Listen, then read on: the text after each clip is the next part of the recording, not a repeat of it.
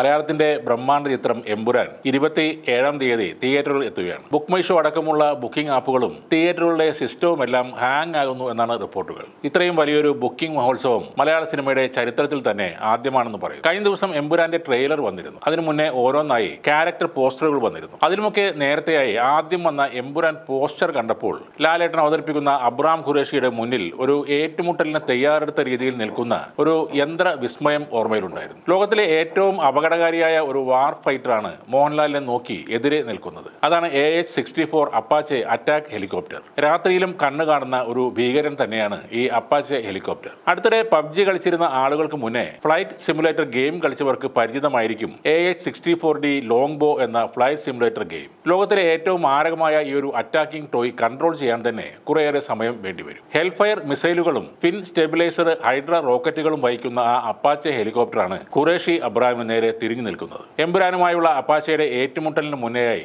അപ്പാച്ചയുടെ കുറച്ച് കാര്യങ്ങൾ അറിയാം. 1984-ലെ AH-64A മുതൽ ഇന്നത്തെ AH-64E വരെയുള്ള മോഡലുകൾ നിലനിർത്തുന്നത് ഒരേ പേരാണ്. ലോകത്തെ ഏറ്റവും നൂതനമായ മൾട്ടി റോൾ കോമ്പാറ്റ് ഹെലികോപ്റ്റർ എന്നതാണ് ആ വിശേഷണം. 91-ൽ ഇറാഖ് യുദ്ധകാലത്ത് AH-64 ഹെലികോപ്റ്ററുകൾ തകർത്തത് 500 ടാങ്കുകളെയാണ്. അതേസമയം തിരിച്ചടിയിൽ തകർന്നത് ഒരേ ഒരു അപ്പാച്ചെ ഹെലികോപ്റ്റർ മാത്രമാണ്. അമേരിക്കൻ സൈന്യം കഴിഞ്ഞാൽ Egypt, Greece, India, Indonesia, Israel, Japan, Korea, Netherland, Qatar, Saudi, Singapore, UK എന്നിവരാണ് അപ്പാച്ചെ ഉപയോഗിക്കുന്ന മറ്റ് രാജ്യങ്ങൾ. പൈലറ്റും ഗണ്ണറും ഉൾപ്പെടെ 2 പേരാണ് ഈ ആക്രമണ ഹെലികോപ്റ്ററിൽ വേണ്ടത്. മുൻവശത്തെ സെൻസറുകളാണ് ലക്ഷ്യം കണ്ടെത്തുന്നതും രാത്രി കാഴ്ച സാധ്യമാക്കുന്നതും. AH-64E ഇൻഫ്രാറെഡ് സപ്രസിംഗ് എക്സോ സിസ്റ്റം ഉണ്ട്. കൂടാതെ ചാഫും ഫ്ലെയർ ഡിസ്പെൻസറുകളും സജ്ജീകരിച്ചിരിക്കുന്നു. ശത്രുവിന്റെ വ്യോമ പ്രതിരോധ മിസൈലുകൾ ആക്രമിക്കാനുള്ള സാധ്യത കുറക്കാനാണ് ഈ 2 സിസ്റ്റവും ഉപയോഗിക്കുന്നത്. അപ്പാച്ചയുടെ സവിശേഷതകൾ ഒന്ന് അതിന്റെ ഹെൽമറ്റ് മൗണ്ടഡ് ഡിസ്പ്ലേ ആണ്. പൈലറ്റിനോ ഗണ്ണറിനോ ഹെലികോപ്റ്ററിന്റെ 30mm automatic M230 chain gun അവരുടെ ഹെൽമറ്റിൽ കണക്ട് ചെയ്ത്